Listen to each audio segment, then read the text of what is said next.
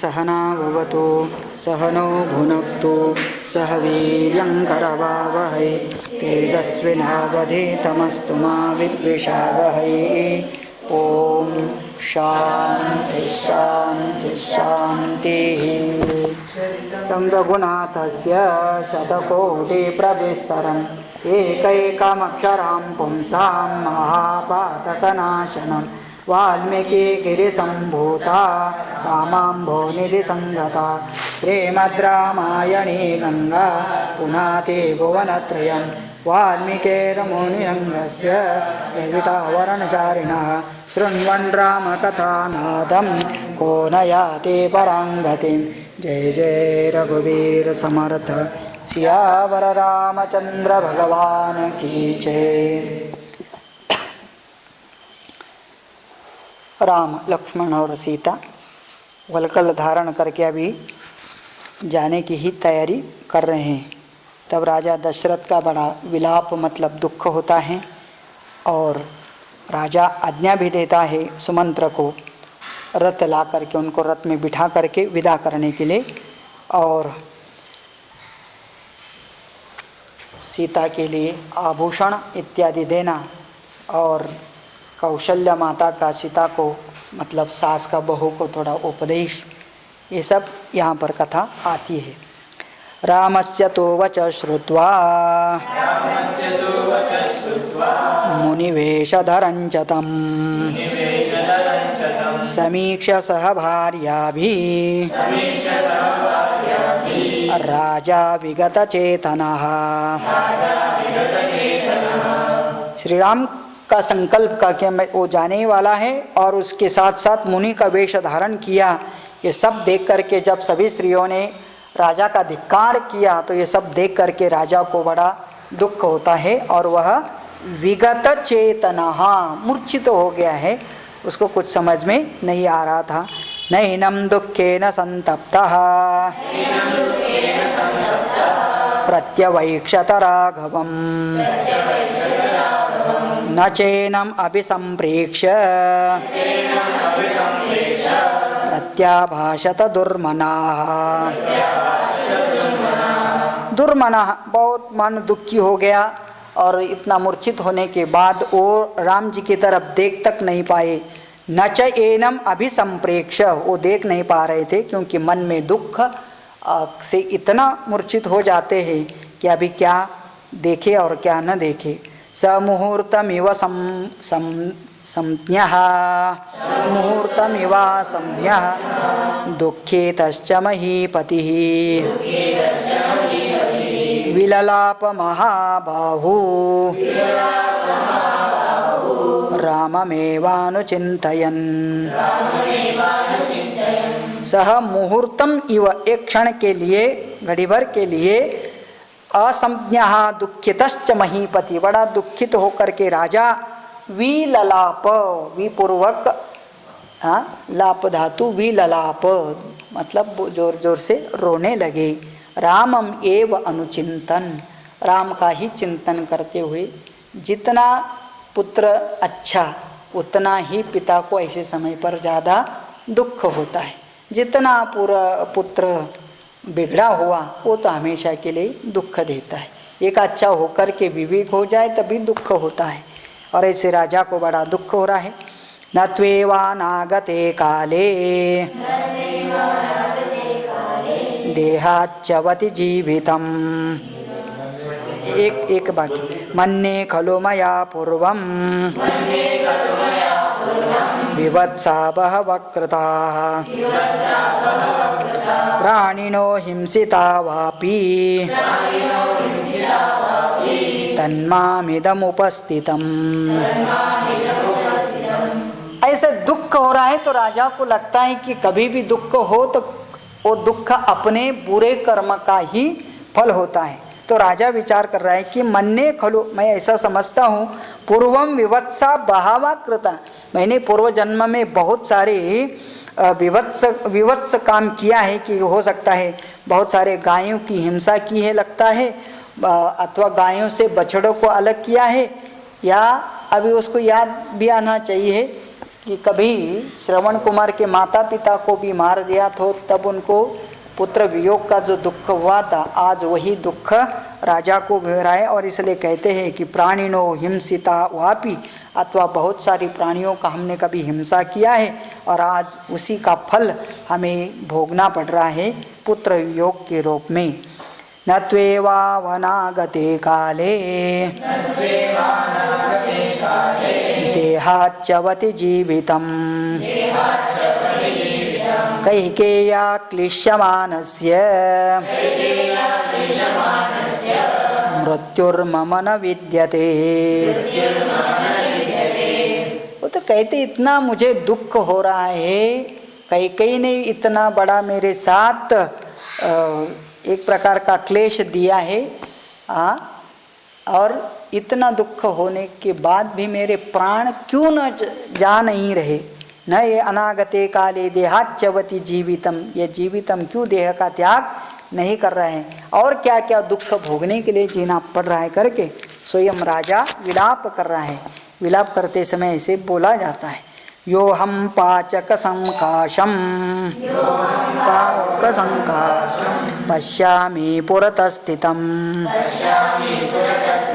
विहाय वसने सूक्ष्मे तापसाच्छादमात्मजम्। आज मेरा पुत्र पावक संकाशम पश्यामि पुरतस्थितम, अग्नि के जैसे तेजस्वी मेरा पुत्र, लेकिन क्या करे, विहाय वसने सूक्ष्म, अपने सब वस्त्रों का त्याग करके, राजथाट का त्याग करके आज मुनि का वेश धारण, तापच्छादम आत्मजम, तपस्वी का रूप धारण करके मैं अपनी आँख से मुझे देखना पड़ रहा है। ये मेरे लिए बहुत दुख की बात है। एकस्या खलु कैकेय्या कृतेयं खिद्यते जनः स्वार्थे प्रयतमानाया संश्रित्य निकृतिं त्युमाम्। एकस्याः खलु कैकेय्या, ये सब दुख का प्रसंग का कारण कौन है, तो अकेली कौन, कैकेयी इसका कारण है, और उसके कारण सभी जन दुखी हो जाते। ये क्यों करती है कैकेयी, स्वार्थे प्रयतमानायाः संश्रित्य निकृतिं तु इमाम, ऐसा दुष्ट कर्म में कैकेयी की प्रवृत्ति क्यों हो गई, तो उसके अपने स्वार्थ के कारण। हमेशा आदमी जब स्वार्थी होता है तो सभी को दुख ही देता है, क्योंकि स्वार्थ और सबको सुख कभी ऐसा होता नहीं है। एवं मुक्त्वा तु वचनम बाष्पेन विहतेन्द्रियः रामेति सकृदेवोक्त्वा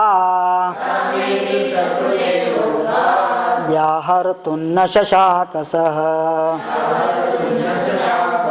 एवं मुक्त्वा तु वचनम, ऐसे वचन शब्द बोल करके दशरथ राजा बाष्पेन विगते इंद्रियः, आँख में आंसू आ जाते हैं, निश्चेतन हो जाता है, और लास्ट में जाते जाते राम इति सकृदेव उक्त्वा, एक बार राम बोल करके व्याहर्तुम न शशाक, मूर्छित हो जाता है, फिर उसको प्रज्ञा नहीं रहती है। संज्ञान्तो प्रतिलभ्येव मुहूर्तात् स महीपतिः नेत्राभ्याम अश्रुपूर्णाभ्याम सुमंत्रमिदमब्रवीत्। संज्ञान तो प्रतिलभ्येव मुहूर्तात्, फिर एक क्षण मूर्छित हो जाते हैं, अगले क्षण में फिर उनको चेतना आ जाती है। और ऐसे वो महीपति राजा नेत्राभ्याम अश्रुपूर्णाम, दोनों आंखों से अश्रुपात करते हुए, रोते हुए सुमंत्र अपने मंत्री को बुलाते हैं और कहते हैं औपवाह्यमृतं युक्त्वा त्वमायाहि हयोत्तमैः प्रापयेनं महाभागम् इतो जनपदात् परम्। तो अपने मंत्री को बुलाकर कहते हैं जाओ और रथ को अच्छी तरह से सजाओ, अच्छे अच्छे घोड़े ला करके, कारण बहुत दूर तक इनको छोड़ के आना है। और इसलिए प्रापय एनम महाभागम, इस महाभाग अपने पुत्र को कहाँ छोड़ के आओ, जनपदात परम, अपने सीमा से दूर छोड़ के आओ, मतलब उनको जाना ही है तो आदर से पहुंचाओ। एवं मन्ये गुणवता गुणानां फलमुच्यते पित्रा मात्रा च यत्साधुः वीरो निर्वास्यते वनम्। एवं मन्ये गुणवतां गुणानां फलमुच्यते। राजा को बड़ा बुरा लगता है, गुणवान होने का फल यही है कि उसको जंगल में जाना पड़ेगा, अपने माता पिता से दूर होना पड़ेगा। पित्रा मात्रा च यत् साधुः, माता पिता के लिए भी गुणवान पुत्र का पास में रहना अच्छा होता है। लेकिन देखो वीरो निर्वत्स्यते वनम, आज मेरे ऐसे गुणवान पुत्र को मुनि वेश धारण करके जंगल वन में जाना पड़ रहा है। राज्ञो वचनमाज्ञाय सुमंत्र शीघ्र विक्रमः योजयित्वा ययो तत्र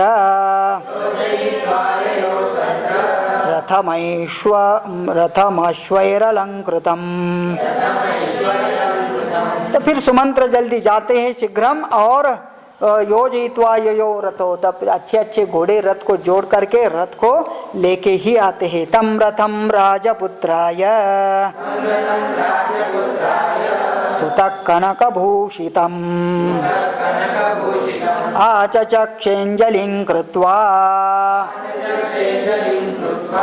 युक्तं परमवाजिभिः।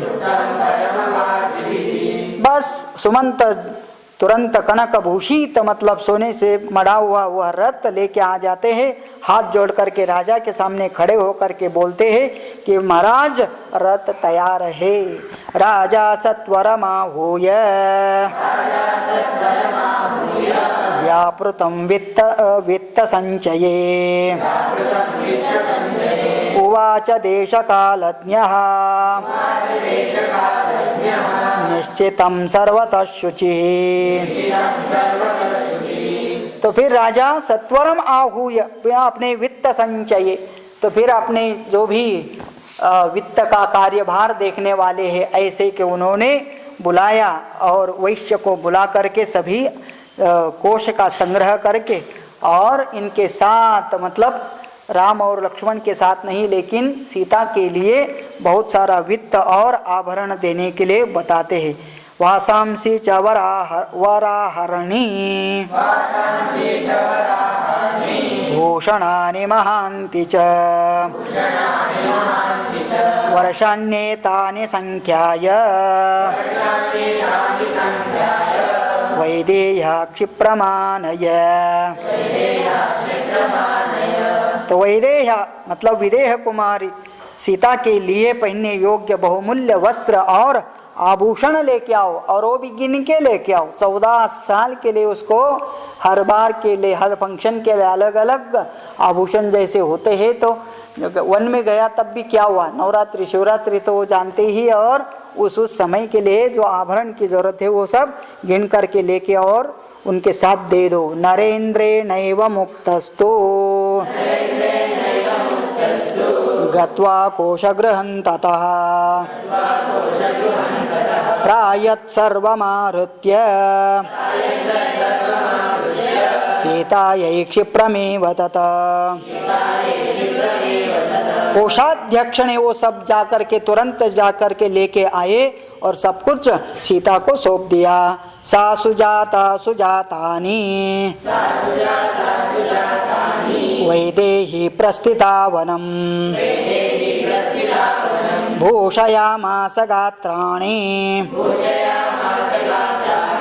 तैर्विचित्रैर्विभूषणैः। सा सुजाता सुजातानि, सुजाता का मतलब अच्छे कुल में जन्म लिए हुए वैदेही, उसने क्या किया तो वैदेही ने वन में जाने से पहले भूषयामास गात्राणि तैहि विचित्रैहि भूषणे। विचित्र मतलब एक अलग अलग प्रकार के अलग अलग डिजाइन के आभूषण को अपने सभी अंगों को अंग के ऊपर परिधारण कर लिया। अंदर से वेश मुनि का वेश धारण किया है, एक मुनि पत्नी के जैसी दिख रही है, ऊपर से ये आभरण पहन लिया। विराजयत वैदेही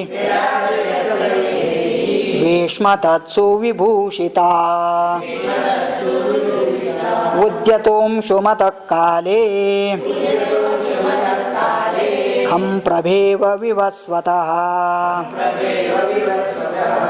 जब सब आभरण डाल दिया तो वैदे पहले दिखने में सुंदर और आभरण के साथ वो कैसी दिख रही थी, कहते हैं उद्यतमो अंशुमत काले, सूर्य के किरण जैसे अचानक प्रकट हो जाए ऐसे वह सुंदर सी दिख रही थी। ताम भोजाभ्याम परिष्वज्य श्वश्रुर्वचनमब्रवीत् अनाचरन्तीं कृपणां मूर्ध्न्योरूपाघ्राय मैथिलीं। ऐसे सुंदर आभूषण पहनने वाली मुनि वेश धारण किए हुए सीता को देख करके कौशल्या को अचानक भाव आ जाता है और वह उसास कौशल्या अचानक जा करके दोनों भुजा पकड़ लेती है, किसकी? सीता की, और कहती है कि अनाचरन्तीं कृपणम मूर्धनि उपाग्राय मैथिलीं, उसके मस्तक का चुम्बन भी लेती है और उसको अपना कुछ अच्छे शब्दों से कुछ बात बताती है। क्या बताती है? कहते हैं कि तू अनाचरन्तीं, अच्छा आचरण करना, अच्छा बर्ताव करना अपने पति के साथ करके। असत्य सर्वलोकेस्मिन् सततं सत्कृता प्रियैः भरतारं नानुमन्यन्ते विनिपातगतं श्रियः। असत्य सर्वलोके अस्मिन् सततं सत्कृता प्रियैः, तो हर स्त्री के लिए अपने प्रियतम पति के द्वारा सम्मानित होकर के हमेशा पति का ही साथ देना। भर्तारम न अनुमन्यन्ते विनिपागतम श्रिया, और जो स्त्री अपने ऐसे दुख के समय पर अपने पति का साथ नहीं देती है उस स्त्री को दुष्टा स्त्री कहा जाता है, पतित कहा जाता है। एष स्वभावो नारीणाम् अनुभूय पुरा सुखम् अल्पामप्यापदं प्राप्य दुष्यन्ते प्रजहत्यपि। सामान्यतया स्त्री का स्वभाव का वर्णन स्वयं कौशल्या माता कर रही है, मतलब एक स्त्री ही स्त्री का स्वभाव का वर्णन करती। क्या स्वभाव होता है स्त्रियों का? तो कहते हैं ये पहले तो नारीणाम स्वभावः किम पूरा सुखम अनुभूय, पहले पति के द्वारा जितना भी सुख मिलता है वो सब सुख तो सुख भोग लेती है, लेकिन अल्पाम अप्याम अपदम प्राप्य, यदि थोड़ा पार बहुत कोई आपत्ति आ जाती है पति के ऊपर तब क्या करती है? विनिपागतम स्त्रियः, वह स्त्री क्या करती है? दुष्यन्ति प्रजहात्यपि, अपने उस पति जिस पति के साथ इतना आनंद का जीवन जिया, बाद में उस पति के ऊपर संकट आता है तो उसी की निंदा शुरू कर देती है। तुम नालायक हो, तुमको कुछ आता नहीं है, पहले मुझे पता नहीं था तुम ऐसे हो। इतना नहीं, कभी तो प्रजहत्यपि, उसको छोड़ करके चले भी जाती है। सामान्य स्त्रियों का यह स्वभाव है। ऐसा सास अपने बहू को कौशल्या सीता को बता रही है। असत्यशीला विकृता दुर्गा अर्हतदया सदा असत्य पाप संकल्पा क्षणमात्र विरागिणा। असत्यशीला विकृता, बहुत सारी स्त्रियां तो अंदर से कैसी होती, झूठ बोलने वाली होती है, विकृत होती है। दुर्गा हृदया सदा, दुर्गा मतलब दुष्ट, दुर्गा दुर्गति। तो दुर्गा क्यों बोलते हैं, तो सभी दुष्ट गुणों का संहार करने वाली, इसलिए उसको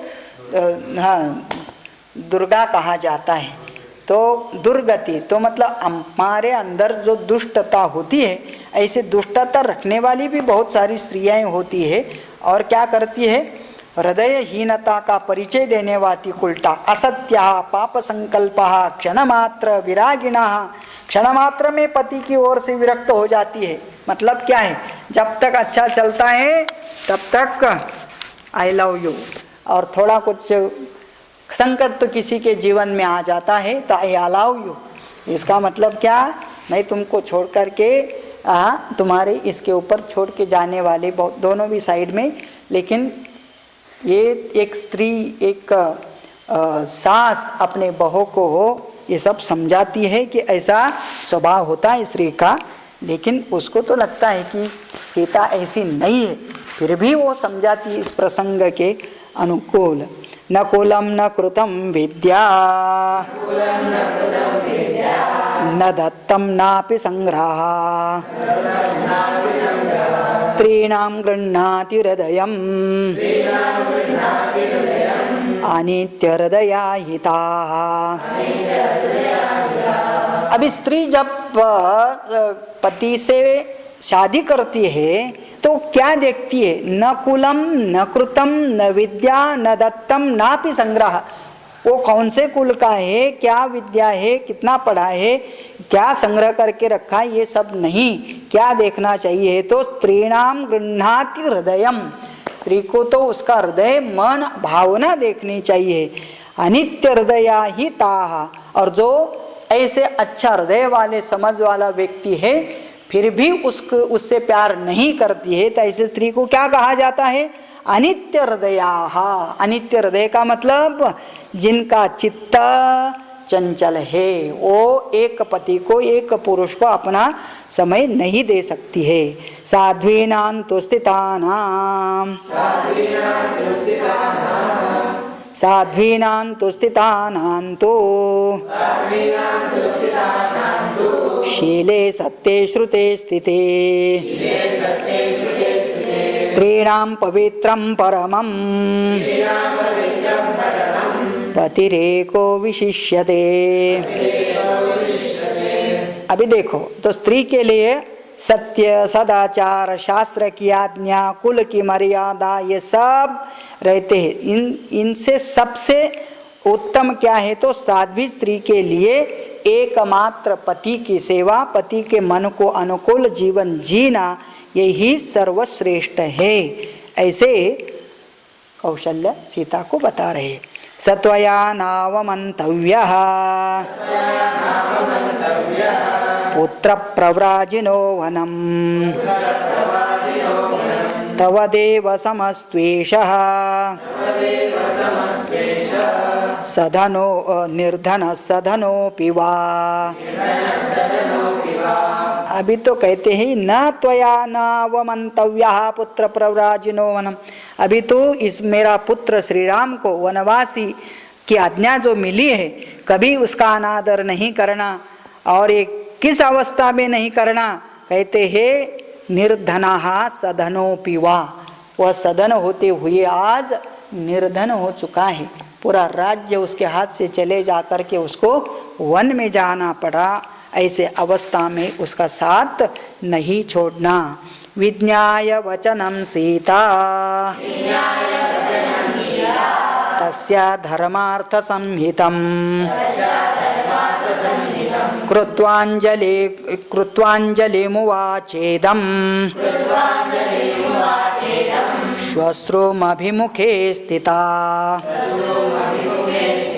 आपने श्वश्रु मतलब सास के सामने खड़े हुए ना, उसने भी पकड़ रखा था तो उसके सामने खड़े ही, और ऐसे खड़े हुई सीता हाथ जोड़ करके क्या बोलती है अपने सास को, तो वो भी कुछ कम नहीं है, मतलब उसको भी इस सब प्रकार के संस्कार मिले हैं।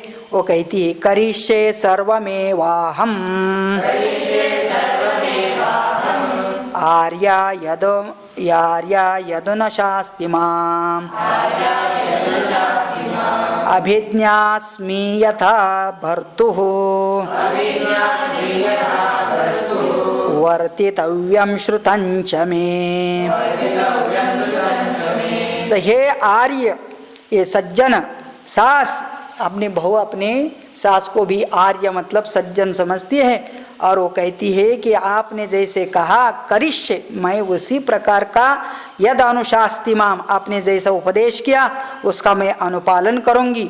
अभिज्ञास्यामि यथा भर्तुः, और पति की भी जैसी आज्ञा हो ऐसा ही मैं वर्तन करूंगी। वर्तितव्यम श्रुतं च मे न माम सज्जने नार्या समानयुतिमर्हति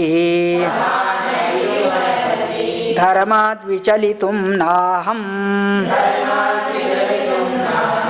अलम चंद्रादिव प्रभा। तो अलम चंद्रादिव प्रभा, चंद्रा के जैसे प्रभावती होने वाली अथवा चंद्र से कभी वह चंद्रिका दूर नहीं होती, ऐसे मैं भी अपने पति की सेवा करेंगी। माम असज्जनेन अनार्या समानार्तुम अर्हति। पूजनीय माता जी, आपकी जैसे भी आज्ञा है मैं उसका पालन करूंगी, और कभी भी मेरे पति मतलब पतिव्रता धर्म से मैं अलग नहीं होंगी। ना तंत्री वाद्यते वीणा ना चक्रो विद्यते रतः ना पति सुखमेधेत या स्यादपि शेतात्मजा। जैसे बिना तार की वीणा नहीं बजती और पहिए के बिना कोई रथ नहीं चलता, ऐसे ही नारी भी अपने बेटों की माता होने पर भी बिना पति के सुख नहीं पा सकती। मतलब बेटा होने के बाद भी पति ही उसका आश्रय होता है, पति ही उसका सर्वस्व होता है। यह स्वयं सीता बता रही है। मितं ददाति ही पिता मितं भ्राता मितं सुतः अमितस्य तु दातारं भर्तारं का न पूजयेत्। सीता का ज्ञान देखिए, सीता ये सब जानती है, मतलब समझती है। क्या समझती है? मितं ददाति ही पिता मितं भ्राता मितं सुतः। मितं मीन्स लिमिटेड, मितं मतलब सीमित। तो पिता जो कुछ प्यार दे सकता है वो भी सीमित है, भ्राता भाई देता है वो भी सीमित है, पुत्र जो प्यार देता है वो भी सीमित है। लेकिन कौन अमित प्यार देता है? तो कहते अमितस्य तु दातारम भर्तारम। भर्ता पति ही यह पूर्ण प्रीति देता है, और इसीलिए कान पूजयत, क्यों न उसकी फिर पूजा करे, आदर करे। स्वयं सीता अपने सास को कह रही है, साहमेवांगता श्रेष्ठा श्रुत धर्म परावरा आर्ये किमवमन्येयम् स्त्रिया भरता हि दैवतम्। इसलिए मैं जानती हूँ हे माता जी, मेरे लिए नारी के लिए क्या धर्म है और कैसा बर्ताव करना चाहिए, कौन दैवत है, और इसलिए मैं उसी का अनुकरण करूंगी। सीताया वचनम श्रुत्वा कौशल्या हृदयंगमम् शुद्ध सत्वा मुमोचाश्रु सहसा दुख हर्षजम्। तो कौशल्या का हृदय का बात सीता ने ही कह देने के बाद वो सुन करके शुद्ध सत्वा शुद्ध अंतःकरण वाली वह कौशल्य माता मुमोच अश्रु, उसके आँख से अश्रु टपकते हैं सहसा एक बारम। और ये अश्रु एक प्रकार के क्या थे? दुख हर्षजम, दुख भी था और उसमें हर्ष था। ये सब वन में जा रहे, इसका दुख था, लेकिन उसका कहना उसने समझ लिया और वो अपनी पति की सेवा करेगी, अनुकूल आचरण करेगी, ये सुन करके उसको हर्ष भी होता है। तो दोनों प्रकार के आश्रय आते हैं, दुख से भी आते हैं और सुख से भी आते हैं। और आज तो सुख दुख का मिश्रण हुआ है। ताम प्रांजलिरभिप्रेक्ष मातृमध्येसितकृता राम परम धर्मात्मा मातरं वाक्यम अब्रवीद। इसके बीच में अभी राम जी दोनों हाथ जोड़ करके अपने माता कौशल्य की ओर देखते हैं और हाथ जोड़कर को उसको कहते हैं, अम्बमा दुखिता भूत्वा पश्ये स्वं पितरं मम क्षयोऽपि वनवासस्य क्षिप्रमेव भविष्यति। हे अम्ब, हे माता, माँ दुखिता भूत्वा, तू स्वयं तो दुखी मत हो और तो अपना दुख भूल करके क्या करना, पश्ये स्वं पितरम मम, मेरे पिता की तरफ देखो, मतलब उसकी सेवा करो, ऐसी सेवा करो। क्षये अपि वनवासस्य क्षिप्रमेव भविष्यति, ऐसी सेवा में संलग्न हो जा तो मेरे 14 साल का वनवास कब खत्म हो जाएगा पता भी नहीं चलेगा। सुप्तायास्ते गमिष्यन्ति नववर्षाणि पञ्च च समग्रमिह सम्प्राप्तम् मां द्रक्ष्यसि सुहृद्व्रतम्। तो कहते हैं कि 14 साल तो बस ऐसे सोते सोते निकल जाएंगे, सेवा करने जिसको काम होता है, अच्छा काम करता है, अच्छा सो जाता है, तो आराम से 14 साल अभी अभी ऐसे निकल जाएंगे। लगता है कि कल सोए आज खड़े हो गए, तो ऐसे चले जाएगा। समग्रमिह संप्राप्तम मां द्रक्ष्यसि सुव्रतम। और फिर आप ये 14 साल पूरा होने के बाद तुरंत ही मुझे, लक्ष्मण को और सीता को आप बाद में फिर देखेंगे। ये तावदभिनीतार्थमुक्त्वा मुक्त्वा स जननीं वचः त्रयशतशतार्धा हि ददर्शावेक्षमातरः। एतावत् अभिनीतार्थम उक्त्वा, अभी तक इस प्रकार से अपने अच्छे वचनों से माता को इस प्रकार कहने के बाद, त्रयः शतार्धाः हि ददर्श आवेक्ष मातरः, उसकी केवल ये कौशल्य एक माता नहीं थी, और कौशल्या कैकेयी और सुमित्रा के साथ साथ 350 माताएं थी। इसका मतलब वो राजा ने इतने के साथ शादी किया था, और वो भी सब अभी राजा के बाजू में खड़ी थी। उन सबको अभी हर का पैर छूने के लिए इतना समय नहीं है, इसलिए खड़ा होकर के मेरे ख्याल से उन्होंने हाथ जोड़ करके सबको नमस्कार किया। ताश्चापि स तथैवार्ता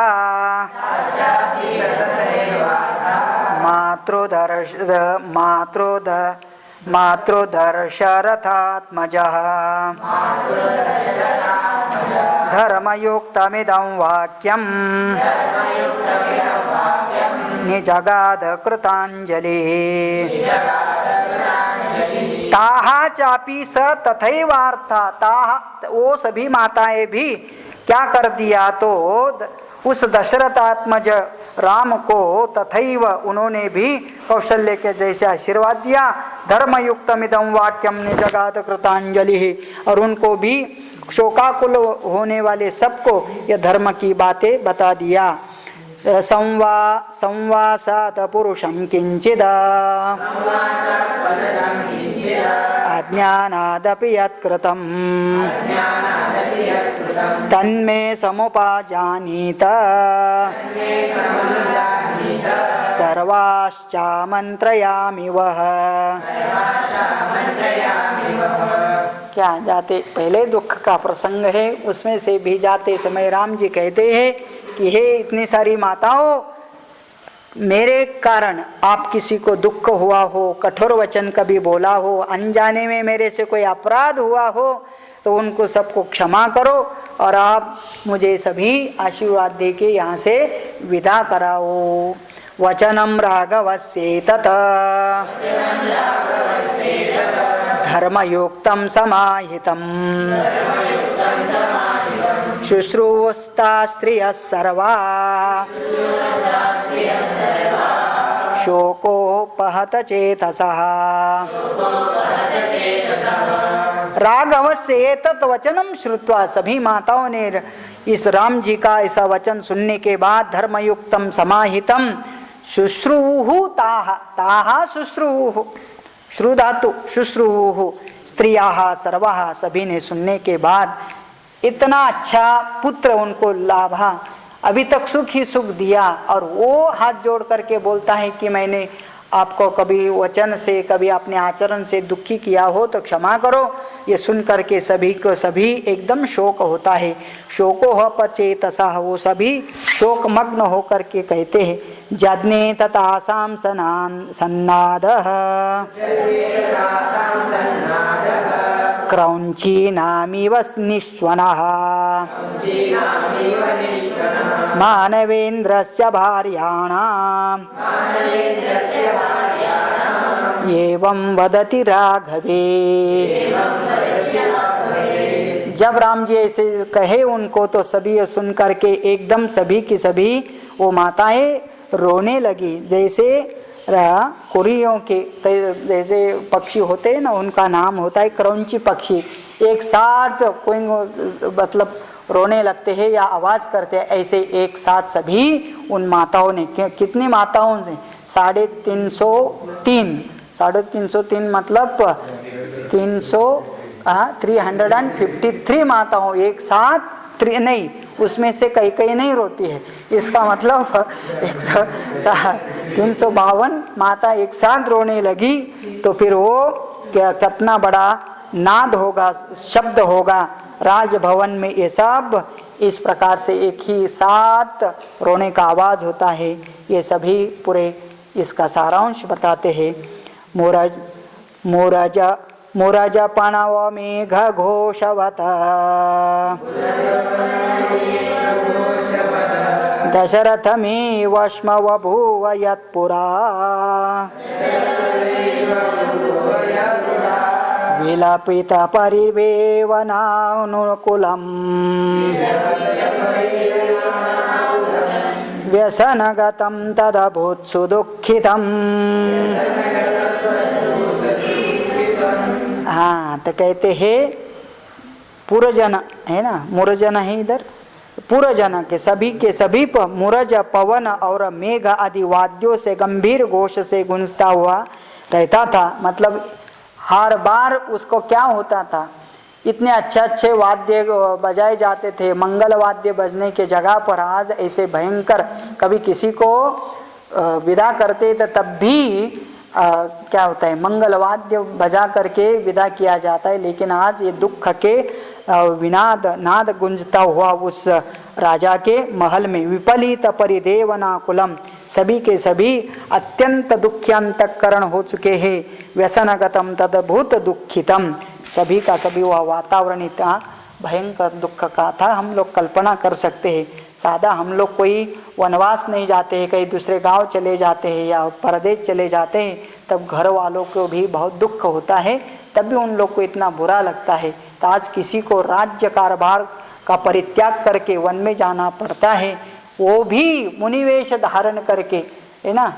तो ज़्यादा जाने वाले को तो अच्छे कपड़े पहना करके, हाँ, दीपावली पर जाते हैं, पंचमी पर जाते हैं तो घर से अच्छे कपड़े पहन के आते हैं, यहाँ तो कपड़ा निकाल के भेजा जा रहा है। तो समझ सकते हैं कितना दुख का यह प्रसंग है। इसके साथ यह सर्ग भी पूरा होता है। ओम इत्यार्षे श्रीमद् रामायणे वाल्मीकिये आदिकाव्ये अयोध्याकाण्डे 39 सर्गः